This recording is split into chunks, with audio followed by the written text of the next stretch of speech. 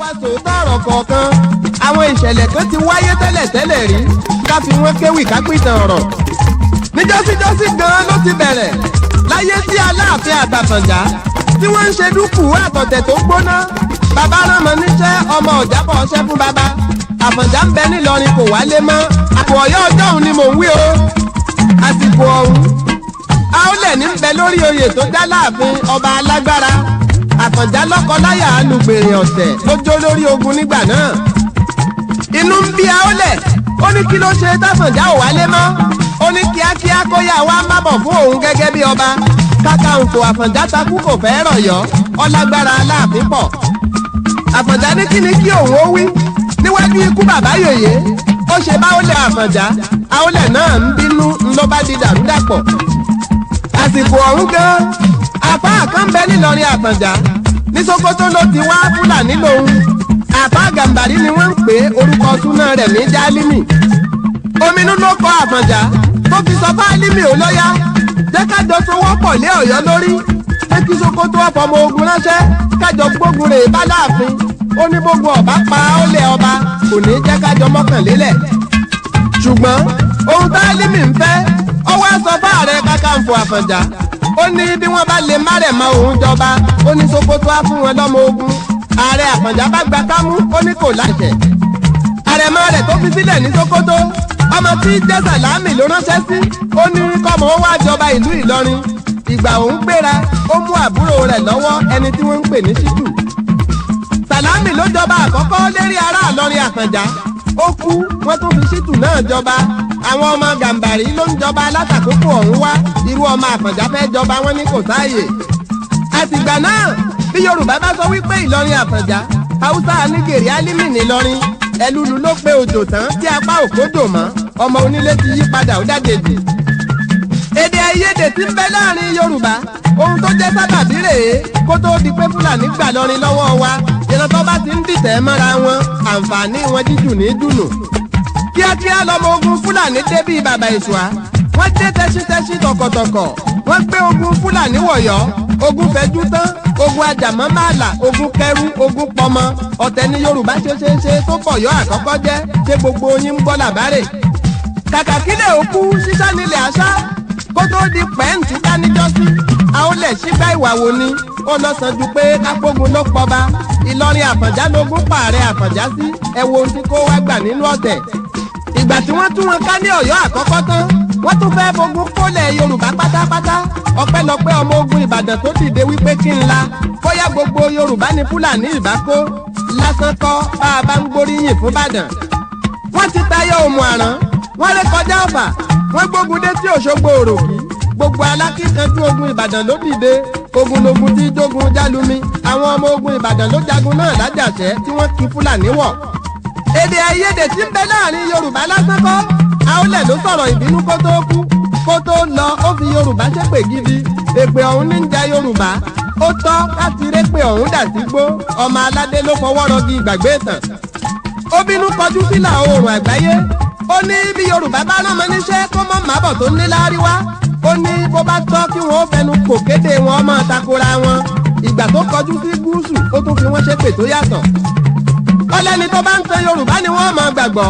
ó ní bí wọ́n bá lẹ́ni tí ń sòótọ́ tó bá fẹ́ kú nítorí tiwọn kò ní jẹ́ nǹkan kan lójú wọn. ó ní awuyewuye ò ní parẹ́ nílẹ̀ Yorùbá bó ti ń ṣépè ló ń sàmì èpè. ìgbà ó ní bí Yorùbá bá ń roko kó gbàgbé àdá. ó ní bó bá fojú kàlejò aṣọ ọmọ onílé ni kó fi tọrẹ. ó ní wọn ò ní gbọ́ntàgbàlagbà ń wí ó ṣe tó ó fi sàbàlá èṣù. ìhà ó ní bí Yorùbá bá ń bára wọn ṣọ̀rẹ́ kò ní í dénú. ó ní kí wọ́n máa gbé tìfura ni. ó ní bó bá ti kù dẹ̀dẹ̀ kẹ́nu wọn ó kò ó ní kó yọrí sí dàrúdàpọ̀. ilé tó bọ́ sí igbá ìwà ló gbé. ó ṣígbá ó bojú wọ̀run fìrí. ó ránṣẹ́ sí ikú dáhùn ó sì mú lọ sálákejì. èpè tó fi Yorùbá ṣẹ́ ń bẹ nílẹ̀ tó ń jà wá. ó tọ́ ká sowọ́pọ̀ káré èpè dànù. ègbèrè ọ̀tẹ̀ níjà Yorùbá bá a ti ń pàkan lọ̀kan rú. níbo ni Yorùbá máa ń wà nílé ayé tó ṣe wípé wọn ò ní dìtẹ̀ ara wọn bó ṣe ní kàngárá bó ṣe kútú wéńdí. Yorùbá ní ṣe Yorùbá ẹgbẹ́ ẹ̀ ní jàǹbá wọn rántí inú bíbí wọn gbàgbé èpè. òótọ́ ni mo fi sọ̀rọ̀ níjọ́sí tí mo ní ìyà ò ní tójú mi jẹ Yorùbá káwí ká gbọ́ bọ́mọ aládé ọ̀bá fìyà jẹra wọn kúkú ni. ìran tó bá ní olùṣọ́ àgùntàn ló ṣe é pè níjà bó o bá tiẹ̀ fẹ́ bá. ǹjẹ́ mo kí gbogbo ojú tó ń wò mí jákèjádò àgbáńlá ayé, mo kí tọmọdé, mo kí àgbà, mo kí lọ́kùnrin, bẹ́ẹ̀ ni mo kí lóbìnrin. ǹjẹ́ mo dúpẹ́ lọ́wọ́ elédùà tó ṣọ́ wa lọ tó sì tún mú wa padà tó já pàdé láyọ̀ àti àlàáfíà lówùúrọ̀ yìí. ẹ̀yin èèyàn wa nílé, ẹ̀yin olólùfẹ́ wa, bóyá lókè òkun lẹ́yìn wà tẹ́ ti ń wò wá, bó ṣàárọ̀ ni, bó ṣọ̀sán ni, bó ṣọwọ́ alálẹ́ ni, ǹjẹ́ mo kí gbogbo yín o, ẹ káàárọ̀ o, ẹ káàsán o, ẹ kú alálẹ́ o. àwa tá a sì wà lórílẹ̀‐èdè Nàìjíríà, mo kí gbogbo wa. bẹ́ẹ̀ sì ni mo tún rọ̀ wá wípé bí ètò ìdìbò ṣe ń bọ̀ lójú ọ̀nà yìí, ẹ já ṣe pẹ̀lẹ́pẹ̀lẹ́ o. mo ṣe ládùúrà wípé wọn ò ní fi ẹ̀jẹ̀ wa tún orílẹ̀-èdè náà ṣe o. ǹjẹ́ mo kí wa káàbọ̀ sórí ètò wa, ètò yín, ètò Yorubanation Now. ètò tó ń kìlọ̀ fún Fúlàní wípé ó tó gẹ́ bẹ́ẹ̀ ṣe pa àwọn ọmọ Oòduà ó ti tó. ètò tó ń rán àwọn ọmọ Oòduà létí wípé ilé ti yá, ilé tó lọ. mo tún wá kí wa káàbọ̀ lẹ́ẹ̀kan sí i. orúkọ tèmi kò yí padà, Ọlálékan Ìgè, àrólé bàbá gbàgede ìmọ̀ ló ń kí yín pé ẹ kú ìkàlẹ̀. ǹjẹ́ kí la fẹ́ wò lórí ètò wa lónìí? ohun tá a fẹ́ mẹ́nubà náà ju ètò ọ̀nà láti gba òmìnira orílẹ̀-èdè Yorùbá. ṣùgbọ́n àwọn ìbéèrè kan wà tí mo fẹ́ bi gbogbo wa lónìí. nítorí náà ìrọ̀ tọmọdé tàgbà ká wá nǹkan fìdílé tàbí ká fìdílé nǹkan, torí pé ètò ti tòní àrà ọ̀tọ̀ ni. àwọn nǹkan kan wà tí mo fẹ́ kẹ́yìn èèyàn wa mọ̀ lónìí tó ṣeé ṣe, tó jẹ́ wípé ó ṣeé ṣe ká má ti gbọ́ rí. ṣùgbọ́n lórí ètò tòní a mọ ìdí pàtó gan-an táwa Yorùbá tá a ṣe gbọ́dọ̀ forílẹ̀-èdè Nàìjíríà sílẹ̀. a mọ ìdí pàtó tí òmìnira orílẹ̀-èdè Yorùbá tó ṣe gbọ́dọ̀ jẹ́ nǹkan tó ṣe pàtàkì, tó gbọ́dọ̀ wà ní ọkàn àyà wa. ẹ̀yin èèyàn wa, mo fẹ́ kẹ́ ẹ fi ìdí balẹ̀ sórí ìjókòó yín, kẹ́ ẹ jẹ́ ká tẹ́tí bẹ̀lẹ̀ jẹ́, ká jọ ṣe àwọn àṣàrò yìí. ìbéèrè àkọ́kọ́ ni pé kí la lérò wípé ó fà á táwọn ọmọ Yorùbá ṣe pinnu wípé àkókò ti tó fún wa, tá a fẹ́ dá dúró, tá a fẹ́ kúrò lára orílẹ̀-èdè Nàìjíríà, tá a fẹ́ gbòmìnira tiwa. èkejì ni wípé tí nǹkan tó bá jẹ́ àfojúsùn ènìyàn tí ò bá tí ì yí àwọn ènìyàn tó ní àfojúsùn náà, ó ṣeé ṣe kí àìgbọ́ra ẹni yé kó wà láàrin wọn.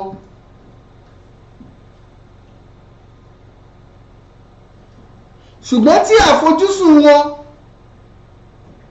tí mọ́lẹ̀ bá tàn sí i, tí gbogbo wọn ní òye nǹkan tí wọ́n ń jà fún,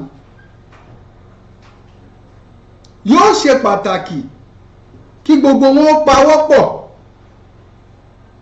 kí wọ́n sì lè rí wípé ìran táwọn ń jà fún yìí, ohun táwọn fẹ́ mú jáde nínú gbogbo táwọn ń ṣe yìí, ó nítumọ̀, ó sì gbọ́dọ̀ tó wọn lọ́wọ́. kí ni mò ń gbìyànjú àti sọ ni wípé àwọn bàbá wa wọn a mọ́ pòwe kan, wọ́n ní bọ́mọdé ò bá bá tàn yóò bá àrọ́bá, àrọ́bá sì ní òun ní bàbá ìtàn. Ara àwọn ìbéèrè tí mo fẹ́ béèrè gan ni wípé àwọn Fúlàní irú èèyàn wo ni wọ́n, níbo ni wọ́n ti wá, kí ìdí pàtó tó fi jẹ́ wípé àwọn Fúlàní àyè gbà wọ́n tó bẹ́ẹ̀ lórílẹ̀-èdè yìí débi wípé wọ́n ń pa kúkúrú, wọ́n ń pa gígùn, kò sì sẹ́ni tó lè yẹ̀ wọ́n lọ́wọ́ ẹ̀ wò. Ilẹ̀ Yorùbá táwọn Fúlàní dojúkọ yìí, kí ni àwọn àṣírí ìkọ̀kọ̀ táwọn ọmọ Yorùbá ò mọ̀ tó fi di pé àwọn Fúlàní wọ́n wá gbógun tì wá?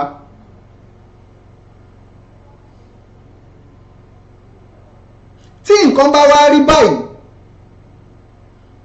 ìgbésẹ̀ wo ló yẹ káwa Yorùbá ó gbé? Kí ni nǹkan táwọn ẹ̀yà míì ti rí lára àwa Yorùbá tí wọ́n fi lérò wípé àwa Yorùbá o ẹ̀rù la jẹ́ sí àwọn, tàbí tírú ẹ̀yà bẹ́ẹ̀ ṣe fẹ́ ṣe ìdíwọ́ fún ìlọsíwájú tàbí ìdàgbàsókè ọmọ Yorùbá? Gbogbo àwọn ìbéèrè tí mo tẹ́ pẹpẹ rẹ̀ yìí lónìí la ó tan ìmọ́lẹ̀ sí. Mo dúpẹ́ lọ́wọ́ ẹ̀yin èèyàn wa bẹ́ẹ̀ ṣe ń fi àtẹ̀jíṣẹ́ yín ránṣẹ́ sójú gbogbo àwọn òpó wa, ṣùgbọ́n tún náà fi àkókò ìrọ̀ yìí kẹ́ ẹ mọ́ bá wa buwọ́lu ṣánẹ̀ wa. Bó bá wá ṣe pé lórí YouTube lẹ́yìn ti fẹ́ kàn sí wa, ẹ rí wa wò lórí Bàbá Gbàgede Ìmọ̀ tẹlifíṣàn. Bó bá sì ṣe pé lórí Facebook lẹ́yìn tí ń wò wá, ẹ lè bá wa pàdé lórí Gbàgede Ìmọ̀ with Aláwìyé Adébáyọ̀. Bó bá wá ṣe pé lórí Instagram lẹ ti fẹ́ kàn sí wa, ẹ ṣáà ti lọ sórí òpó Gbàgede Ìmọ̀ _22, ibẹ̀ lẹ ti rí wa wò. Ẹ̀yin èèyàn wa, ẹ̀yin ọmọ Yorùbá, gẹ́gẹ́ bí mo ti mọ̀ ń sọ, aṣáájú ni wá níbi gbogbo. Gẹ́gẹ́ bí ìtàn àti ìwádìí bó ṣe fìdí rẹ̀ múlẹ̀, ọ̀pọ̀lọpọ̀ akitiyan àtòhun mèremère tó jẹ́ iṣẹ́ kàyéfì nípa ìdàgbàsókè ìlọsíwájú ń làwọn ọmọ Yorùbá ti ṣe káàkiri àgbáyé.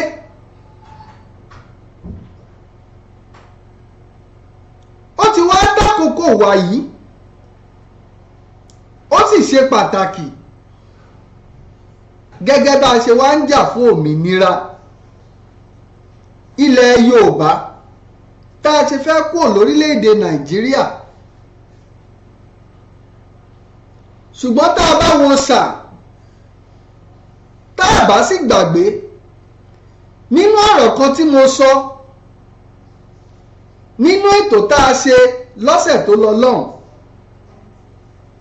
a rí wípé àwọn ẹ̀yà mìíràn wà tó ti jẹ́rìí sí ipa ribiribi táwọn ọmọ Yorùbá ti kó lórílẹ̀‐èdè Nàìjíríà yìí. Ọ̀gágun kan tó jẹ́ ọmọ gúúsù ilẹ̀ Nàìjíríà, Ọ̀gágun Odúmẹ́jú Ojúkù, mo sọ ohun tó sọ nípa Ọbáfẹ́mi Awólọ́wọ̀, tó sọ wípé Ọbáfẹ́mi Awólọ́wọ̀ ni ààrẹ orílẹ̀-èdè tó dára jù tí orílẹ̀-èdè Nàìjíríà ò ní oore ọ̀fẹ́ láti ní.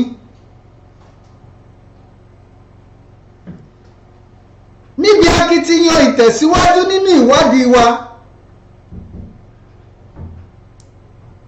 pẹ̀lú àwọn ìbéèrè tẹ́yìn èèyàn wa tún béèrè lórí ẹ̀rọ àwọn àtẹ̀jíṣẹ́ yín nípa awuyewuye tó ń ṣẹlẹ̀ láàrin àwọn adarí wa bàbá Professor Banji Akintoye, Ìyá Onítìrí àti Sunday Igboho.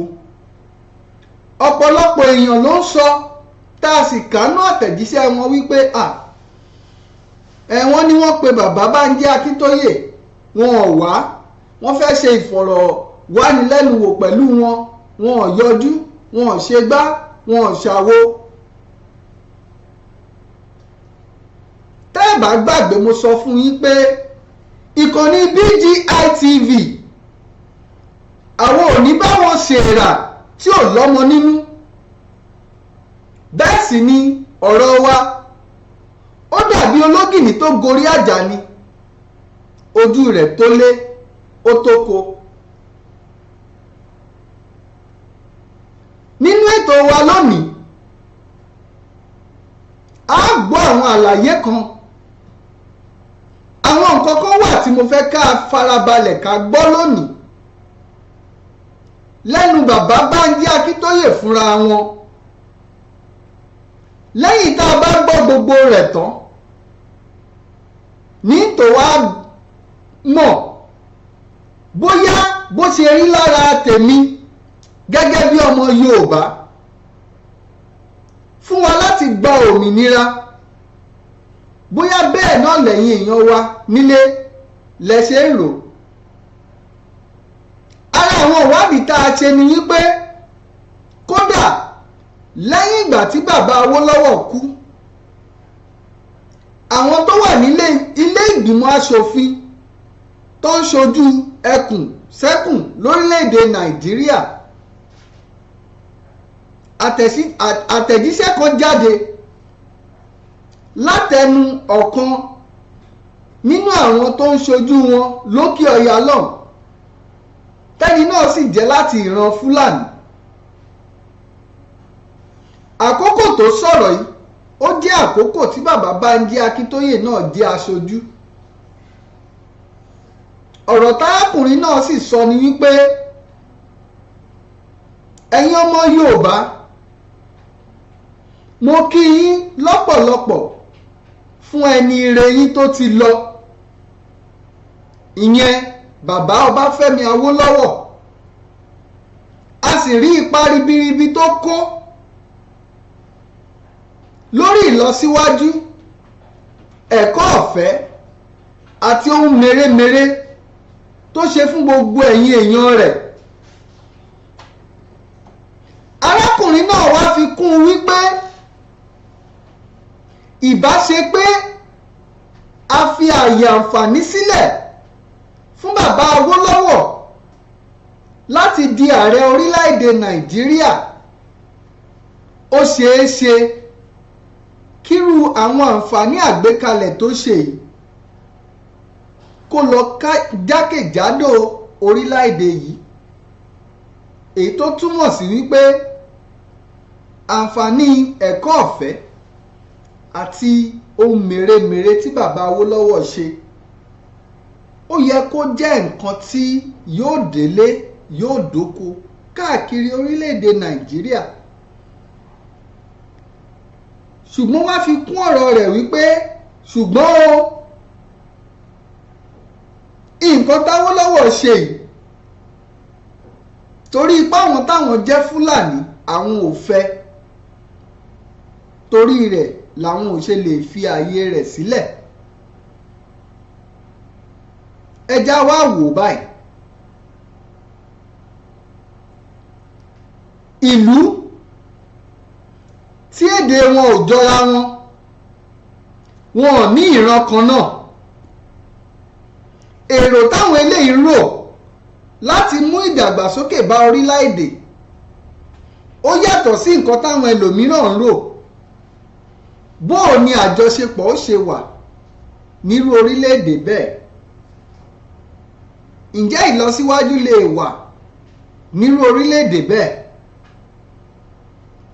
Ǹjẹ́ àjọṣepọ̀ àwọn ẹ̀yà náà lóríṣiríṣi láti mú ìdàgbàsókè bárú orílẹ̀-èdè bẹ́ẹ̀ ǹjẹ́ yóò ṣeé ṣe?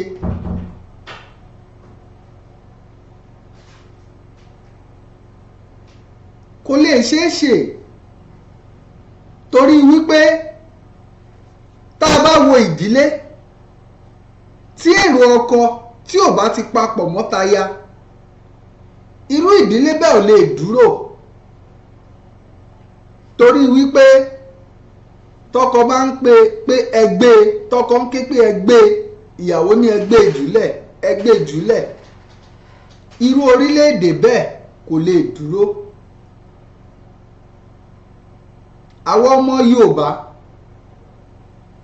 ọ̀rọ̀ tá a fẹ́ gbọ́ lónìí, ó dá mi lójú wípé lẹ́yìn rẹ̀ ẹ jẹ́ ká ronú, ká sì ṣe àtìlẹ́yìn fún àwọn adarí wa. Bàbá Banji Akintoye ó ti ní tí wọ́n ti rí. Sunday Igboho ó mọ àwọn nǹkan tó rí tó ṣe gbé àwọn ìgbésẹ̀ tó gbé. Bákan náà nìyó Onítìrí. Ṣé báwọn bàbá wa náà wípé àgbà ló tó rò ó lọ, eyín ọba ló tẹ́rin fọ̀n. Àwọn tí wọ́n sọ pé àkókò ti tó fáwọn ọmọ Yorùbá láti gbòmìnira, láti dá dúró nínú orílẹ̀-èdè tiwa, wọ́n mọ tí wọ́n rí. Ṣé bọ́ ní bàbá bá ń gégi, bọ́mọdé bá ń gégi ni àgbà nímọ̀ mọ ibi tí ó wò sí. Ẹ̀yin èèyàn wa, mo fẹ́ kẹ́ ẹ wá nǹkan fìdílé, tàbí kẹ́ ẹ fìdílé nǹkan. A lọ sókè lọ́hùn ní ìsìn láti lọ gbọ́rọ̀ lẹ́nu bàbá Banji Akintoye ní ìkànnì kan, iléeṣẹ́ amóhùnmáwòrán kan ní ìlú Kútọnu ni wọ́n ti ṣe ìfọ̀rọ̀wérọ̀ pẹ̀lú bàbá wa. Ẹja dókè lọ́hùn náà, mò ń bọ̀. Ló bá dé níbi ká ṣètò ìwé ìrìnnà láìsí kọ́nu ńkọ́. Ọ̀gá ni Fox Excellence Able Travels and Tour Limited. Ṣé wọ́n ní ẹṣin tó ṣíwájú ni ló gba fe? Ká ṣètò ìwé ìrìnnà lọ sílùú Mecca òun Jerusalem. Ṣètò iléègbé lókè òkun. Iṣẹ́ kíkọ́, kíkẹ́kọ̀ọ́ lókè òkun. Pàápàá ètò fún wíwọlé sílé ẹ̀kọ́ American University Mauritius. Fún diploma 2 to 4 years degree program àtàwọn ẹ̀kọ́ míì. Tó o sì lè lò láti parí ẹ̀kọ́ rẹ ní USA, UK, Malta, Philippines, Italy. Níbi táwọn ọgbà ilé ẹ̀kọ́ wọ̀nyí wà. Fox Excellence Able Travels and Tour Limited ló ń bá ní ṣe é nírọ̀rùn. Wọ́n gba òǹtẹ̀ lọ́wọ́ ìjọba pẹ̀lú àwọn àjọ tó ń rí sí ìrìn àjò ojú òfurufú. Wọ́n ti ṣe é fọkàn tán. Ìgbésẹ̀ wọn yára kọ́kọ́. Kàn sí wọn lónìí lólú iléeṣẹ́ wọn tó wà ní nọ́mbà 23B Shokeni Road, Òkè Ìjẹun, Abẹ́òkúta, Ògùn State. Ẹ tún lè kàn sí wọn ní www.excellencetravels.com.ph tàbí kẹ́ ẹ pè wọ́n lórí àwọn ẹ̀rọ ìbánisọ̀rọ̀ wọn. Philippines +639 693 550 167. Mauritius +230 584 620 96. Ẹ sì lè kàn sí wọn lórí ẹ̀rọ ìbánisọ̀rọ̀ ti Nàìjíríà +234 905 505 2472. Fox Excellence Able Travels and Tours. Àràbà ni bàbá, ẹni abálábà ni bàbá. Good day, dear viewers. You're tuned into the interview on Gold TV Africa with Hazel Ogoibi. Now, today I have the privilege of having a guest in the house, a very distinguished, reputable person. And before I introduce him, I would like to give a summarized biography of him. Now, Stephen Banji Akintoye, also known as S. Banji Akintoye, was born in 1935, a Nigerian-born academician, a historian, and a writer. Now, he attended Christ School, Ado-Ekiti, Nigeria, from 1951 to 1955, and studied history at the University College, Overseas College of the University of London. And also in Ibadan, he had his doctoral studies from 1963 to 1966 at the University of Ibadan, where he was awarded a PhD in history in 1966. He taught at the History Department of Abafemi Awolowo University, Great Ife, Ile-Ife in Nigeria, where he became a professor and a director of the Institute of African Studies from 1974 to 1977. Now he's our guest for today. He's also the former senator of Nigeria and the leader of the Yoruba self-determination movement. Very good day to you, sir. How are you doing today? How are you? Very fine. I'm glad to be with you. It's a pleasure to have you here today. Thank you. All right. Now, so let's get straight to business. Now, a couple of days, the Independent National Electoral Commission of Nigeria warned that the 2023 general elections, which is just a month away, faces serious threats of cancellations. And this is considering the waves of insecurity that has bedeviled Nigeria. Now, how do you access this statement? Well, they're telling the world the truth. Nigeria is not in a position to hold an election. There is too much insecurity in the land. People are being killed every day in all parts of the country. Thousands of people perished by the day. And the situation is not one in which you say you want to hold an election. The answer really to Nigeria is not an election now. It's a responsible, carefully handled interrelationships among the leaderships of the various nationalities of the country so that we can decide where we want to go. And where we Yoruba, the largest ethnic group, the largest nationality in the country, want to go is to exit Nigeria, to leave Nigeria and start a country of our own. Sometime in January, on the 9th of January to be precise, 2023, one of the Yoruba activists was killed by the police on Monday, the 9th of January, during a rally organized by the Yoruba self-determination movement. Now, can you throw more light on what actually happened? Well, the right to rally at all is the right of every human being in the world. The right to rally for self-determination is the right of every nationality in the world. So when our young people came into the streets that morning wanting to rally for Yoruba nation, they were totally within their rights under the law. But Nigeria is what Nigeria is. It's a land of savagery, of brutality and barbarism. So a policeman came out, saw them gathering together for a rally, asked them, "What are you doing here?" They said, "We are here to rally peacefully for the self-determination of the Yoruba nation." And he just shot one of them. That's Nigeria for you. But that's not the end of the story. We are going to court to seek redress for the loss of that life. And people know that when we Yoruba go, we go. We are very capable. Yeah, thank you. All right, you're welcome, sir. Now, can't your movement, the Yoruba self-determination movement, organize, collaborate with the police force or the security forces in Nigeria in such a way that there'll be no situation of bloodshed? What you are required to do under the law is to inform the authorities that you want to hold a rally. Once you inform the authorities that you want to hold a rally, you are within your right to hold a rally. That's all. That's the only kind of cooperation. You may, if you like, ask them, "Can you please send some policemen to come and protect us?"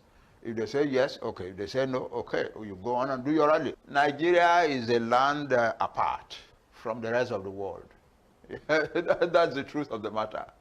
Now, many educated Yoruba people who are sympathetic to the idea of an independent Yoruba nation view Yoruba agitators, especially the agitators operating on social media, as individuals who lack, they are not polite, they are rude, and they are aggressive.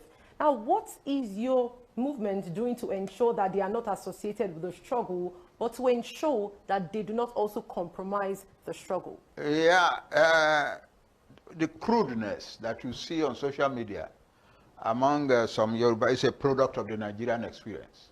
We are not like that. Yoruba people are not like that. We are known all over the world to be polished, polite people. And that's why people like the Yoruba people. But the crudeness, the barbarism that you see on social media now among Yoruba people is a product of the Nigerian experience. By and by, it will go away. Especially when we have our own country, that kind of barbarism will go away. Now moving over to Francophone Africa. Now many Francophone observers, especially in the Pan-Africanist movement, now they perceive your self-determination struggle as directed against a particular ethnic group dispersed in many West African countries like Senegal, Guinea-Conakry, Guinea-Bissau, Mali, Benin Republic. Now how do you react to this statement? No, we are not. Our self-determination struggle is not directed against any ethnic group, any particular ethnic group. It's directed as freeing ourselves from a country that has collapsed. That's all. A country where there is nothing is sure anymore, where our people are being killed in the hundreds every day, where we cannot, our people cannot drive on the highways without being attacked by bandits and kidnappers from the bush. And these are Fulani people. That's the truth of the matter. We are saying that they are Fulani because it is true. They are Fulani. And they make the noise that they are coming to conquer all the non-Fulani peoples of Nigeria, subjugate us, wipe out those who will not surrender to them, and take our land. The Fulani have never had a homeland anywhere in the world.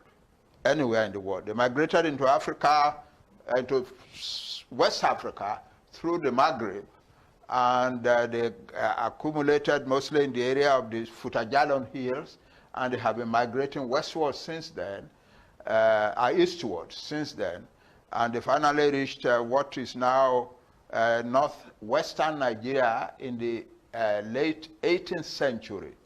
And unfortunately for us, black people, our largest nation in what is now northwestern Nigeria, accommodated them in a way that gave them control over the lives of the homeland.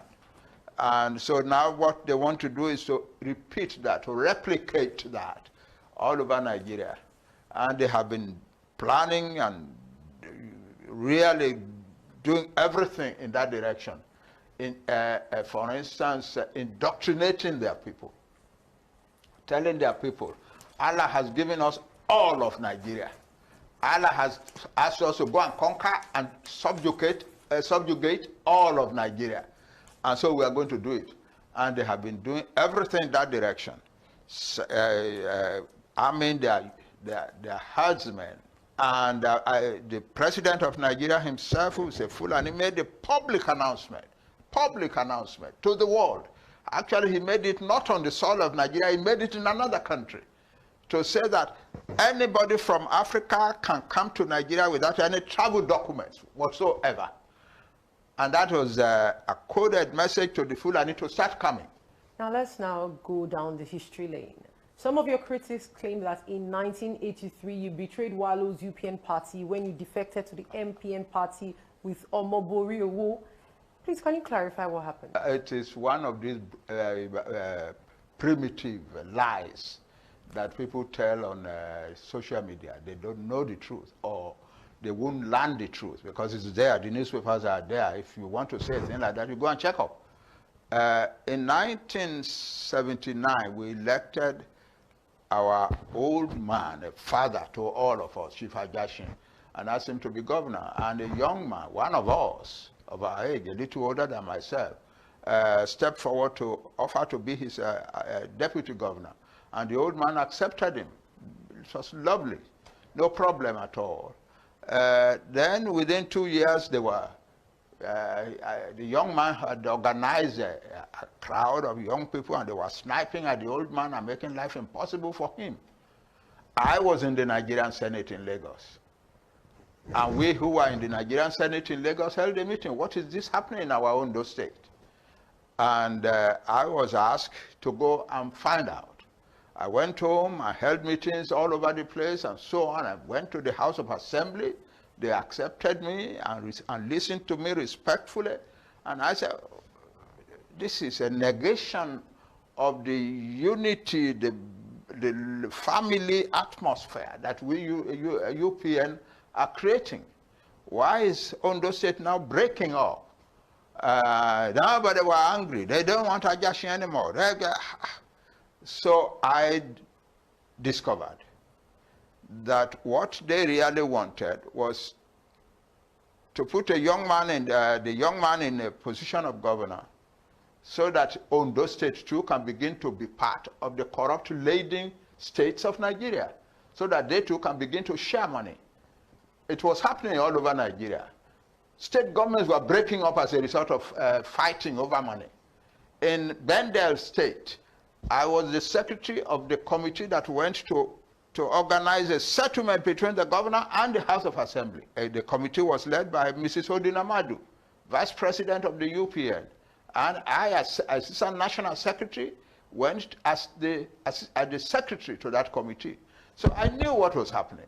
I knew that that's what they were doing. Ajashin would not touch public money. No way. In fact, this security vote that people are now talking about came in at that time. And Ajashin said, we call this security money, or you don't call it security money, it is still public money. Therefore, we cannot share it. And they didn't like that. They didn't like that at all. That's why they were fighting him. So we tried to settle the trouble. It won't go away. So finally we invited our father, the leader of our party, Chief Obafemi Awolowo, to come in. He came in, held a meeting for 2 days with us. It was not going to go away. People were even lying that Omoborowo is the favorite of Chief Awolowo, and so on and so forth. And I had some meetings. And a lot of the prominent citizens thought, well, the answer is another candidate who will show Omoborowo that he doesn't have the monopoly of youth. So another young man who is a little younger than Omoborowo himself, but who is sane, who is loyal to the party, loyal to Ondo State, and so on. So I protested. I wasn't ready for an election, and so on. Finally, they asked me to come in. I came in. And they were making a noise that the Ekiti people have all 100% decided that Omoborowo will be their next governor. So I went in there. Ekiti belongs to me too.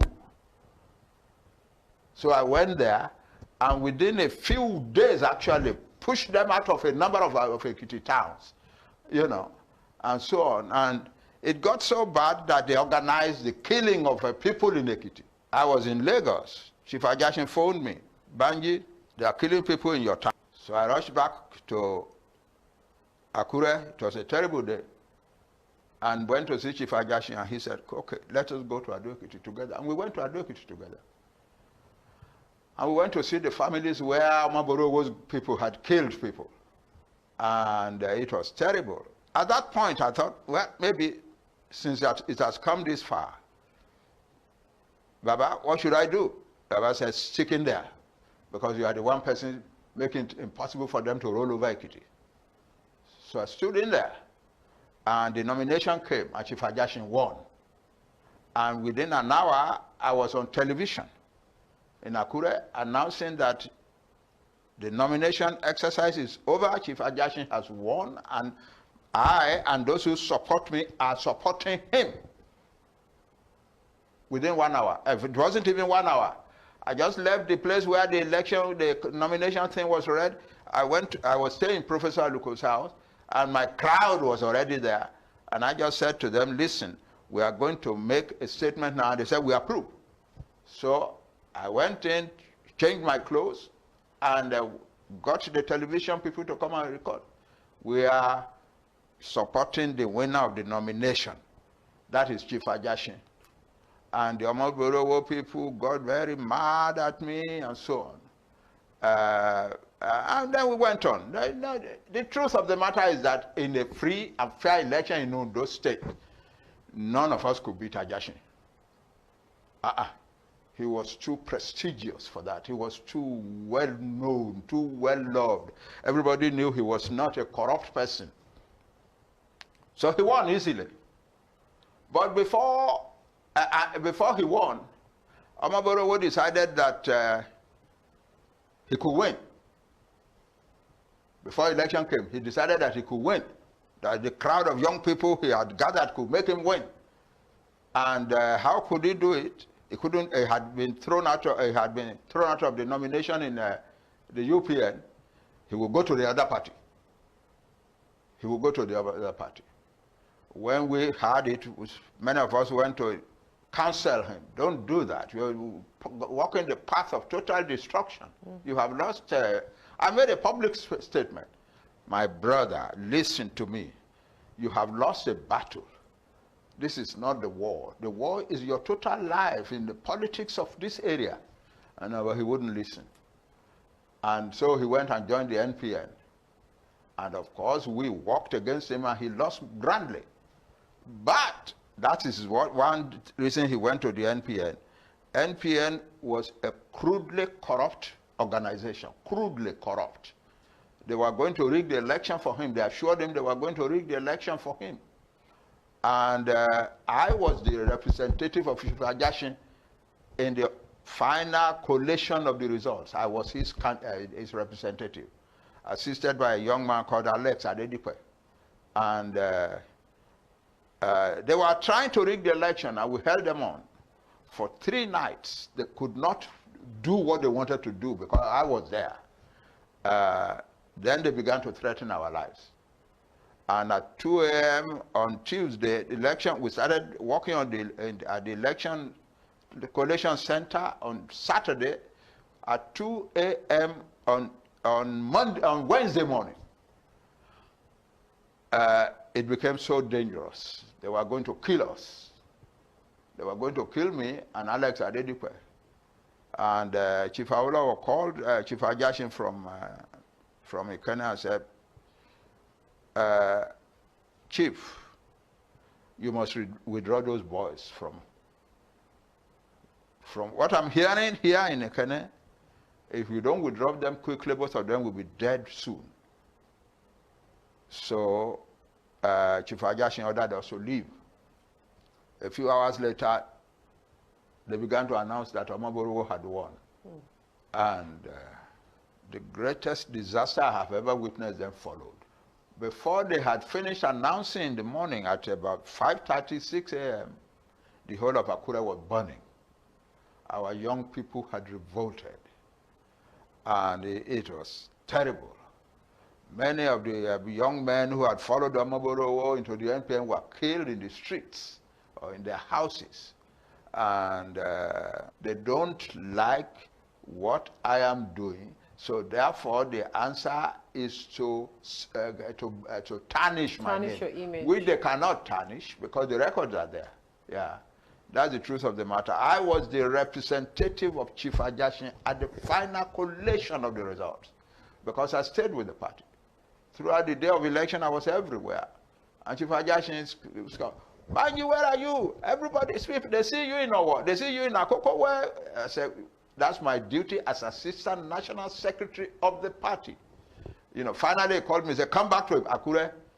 Send somebody to come and get me to come to Akure. And he said, you are going to represent our party you are going to represent me and our party in the final collation of the results. And I said, okay, sir. And I did it. And I was at the Federal Electoral Commission office for 3 nights, working for Chief Ajashin and the party. And now some ignorant kid says, Akintoye, and so on. No. I couldn't make friends with Omoborowo to the end of his life. I couldn't. He was too bitter. I wasn't bitter. I did what I thought was right for our people. But he was bitter. And so that's it. Okay, so let's talk about your new book, The Fulani Factor in Nigeria's Decay. So to some, this book is deemed controversial.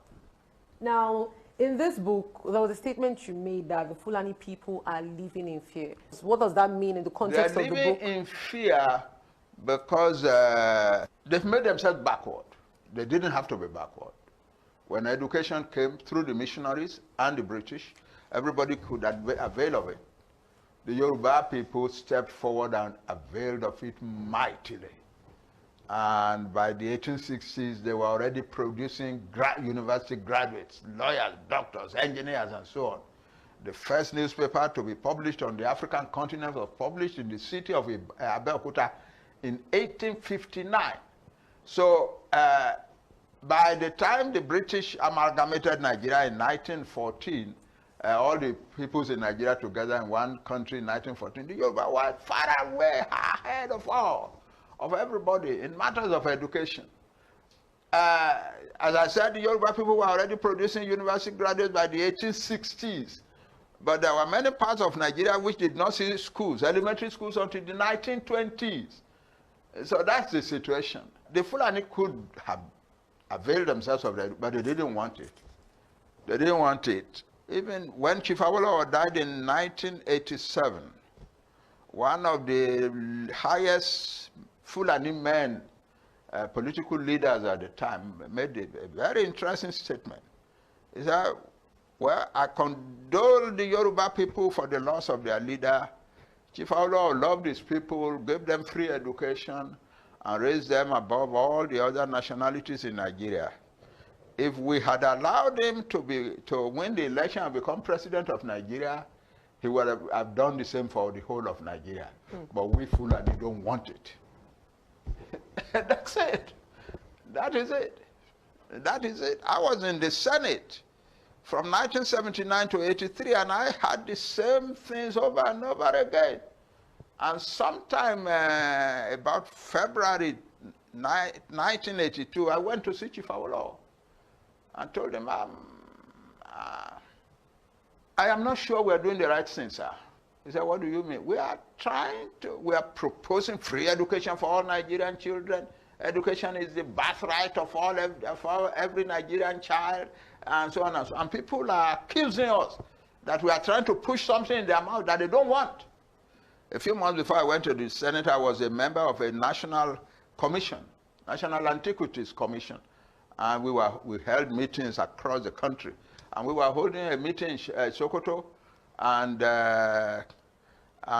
one of the big men in the conference from Sokoto State came to me and said, Professor, I hear you are one of the people helping Chief Awolowo to put together this big educational program for all children. I thought he was going to be nice to me. Acknowledge your hard work. Yeah. So I said eagerly, I said, yes, yes, sir. Of course. Yes, I said, yes, sir. He said, so you are one of the young men who will put me in prison? Wow. I said, how, sir?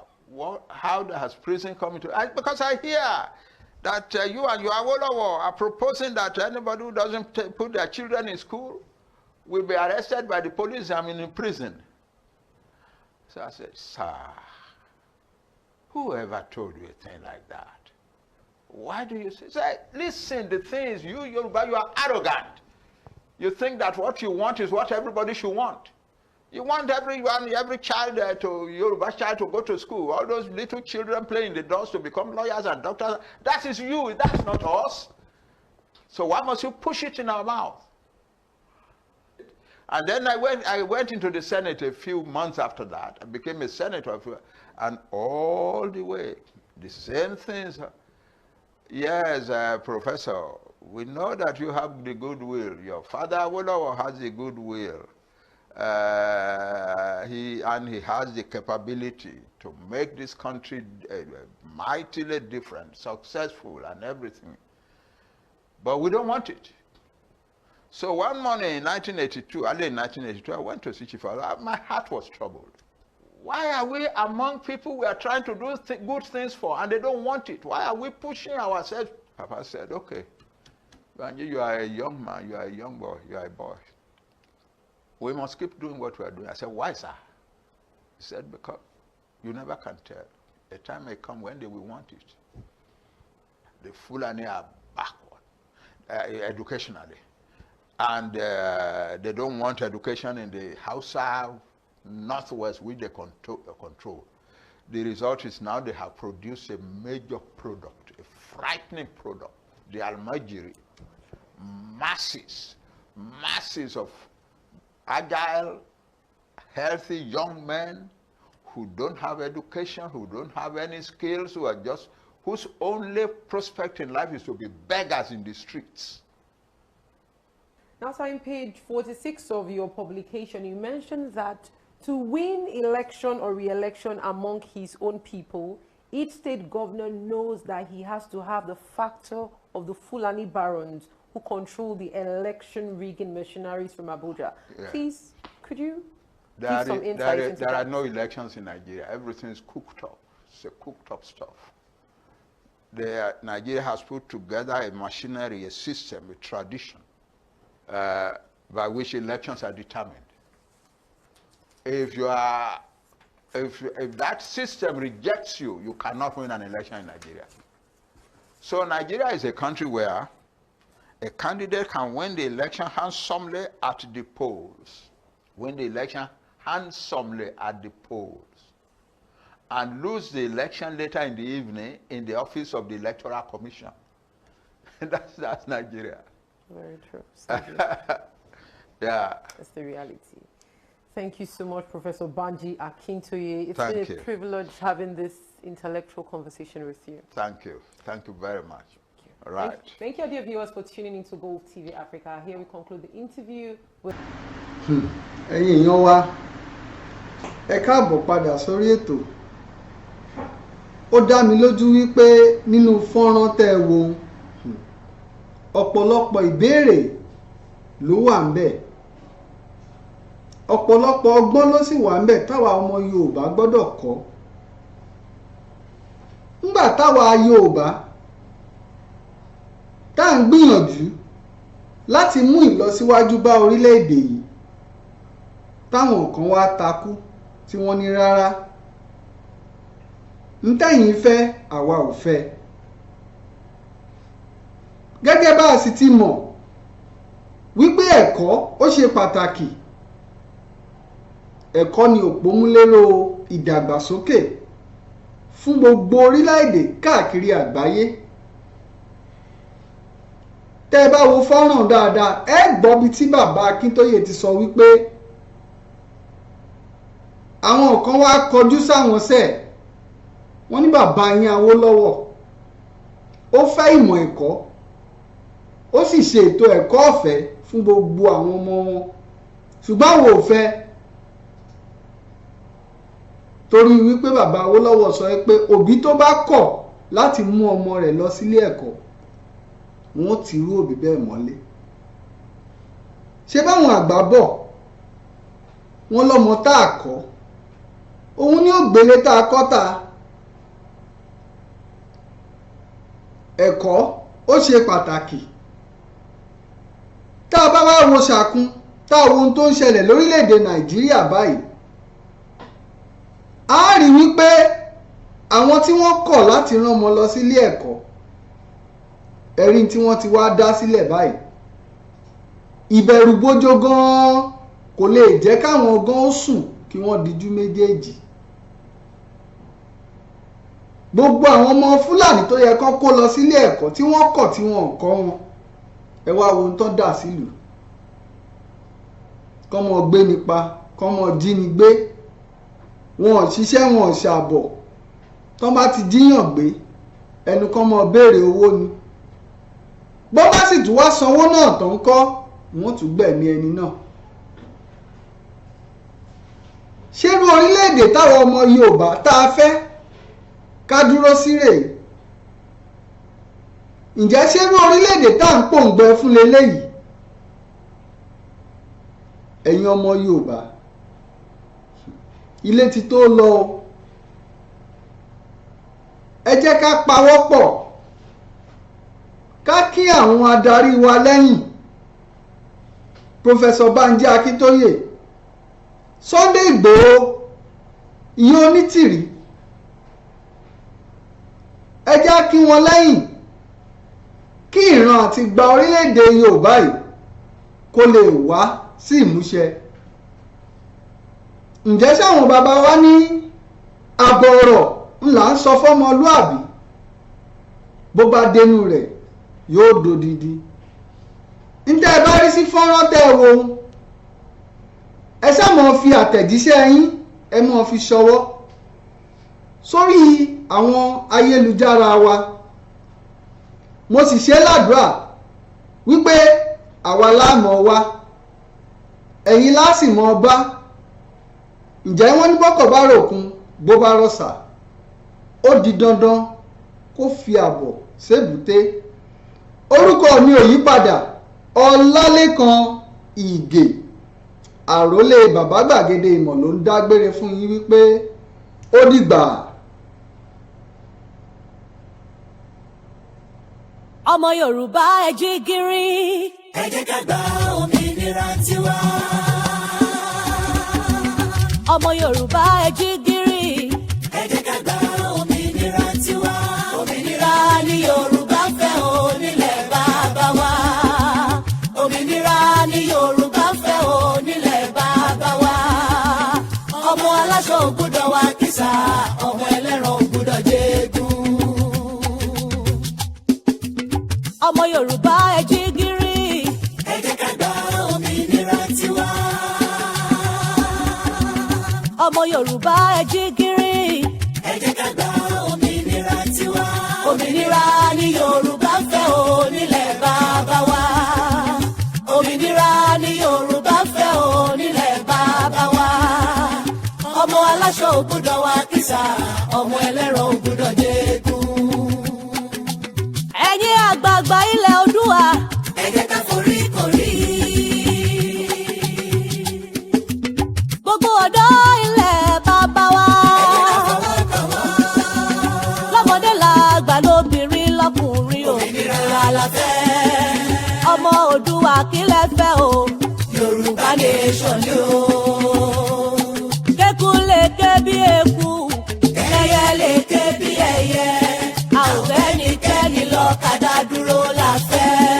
Olúkálùkù dájọ́ orúkọ bàbá rẹ̀ lórílẹ̀ wa o. Ẹ ò bá lẹ́gùn bàbá ní òjò bí ó sì jó mọ́ bàbá nìkan ò lè mú ní sí.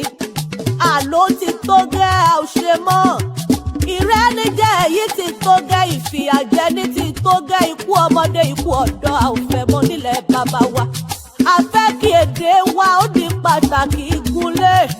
A ò fẹ́ ètò ìjọba tipátipá mọ́ gbogbo ẹ̀yin ọ̀jẹ̀lú ọ̀bàlújẹ́ ènìyàn yìí ẹ kó ráńgà yín ẹ máa lọ. Ká lè fúnra wa ní ètò ààbò tó péye lórílẹ̀ bàbá wa. Ìyà tá a jẹ tó lọ́wọ́ àwọn ará òkè ọ̀hún, ìfipábánilò yìí a ò fẹ́ mọ́. Bíbani ní nǹkan oko jẹ́ dídá ẹ̀mí àwọn àgbẹ̀ légbodò ó ti sún wa. A kì í bá nìkan ká fani nìkan ọ̀ya ẹ̀jẹ̀ a máa lọ ká lọ gbòmìnira tiwa. Òmìnira ni Yorùbá fẹ́ o nílẹ̀ bàbá wa. Òmìnira ni Yorùbá fẹ́ o nílẹ̀ bàbá wa. Ọmọ aláṣọ ò gbọ́dọ̀ wá kìsà, ọmọ ẹlẹ́ran ò gbọ́dọ̀ jẹ́gun. Òmìnira ni. Èmi ni Aláyélúwà ọba dókítà Adédòkun Ọmọnìyí Àṣọlá Bọ́lárìn aróyin kẹ́yè kínní ọ̀ràngún ti ìlú Òkè Ìlá ní ìpínlẹ̀ Ọ̀ṣun. Ẹ̀yin èèyàn wa, mo rọ̀ yín o, ẹ máa bá mi wo BGI TV, bàbá gbàgede, olólùfẹ́ Yorùbá ni, ó fẹ́ òótọ́ sísọ, ó máa fẹ́ràn àwọn ènìyàn, ó fẹ́ràn wa nílẹ̀ Yorùbá. Ẹ máa wo ibi tó yẹ ká máa bò ní gbogbo ìgbà, ibi tá a bá dẹ̀ ti lè ran ilé iṣẹ́ yìí lọ́wọ́, ẹ jẹ́ ká ràn wọ́n lọ́wọ́. Wọ́n ń ṣe nǹkan tọ́lọ́run nìkan wá ṣe ni. Ojú wa ò ní fọ́ o, etí wa ò ní di o, iléeṣẹ́ náà kò ní dàrú, iléeṣẹ́ náà á máa dàgbà sókè ni. BGI TV, ẹ má fi ṣeré, ẹ máa wò lóòrèkóòrè.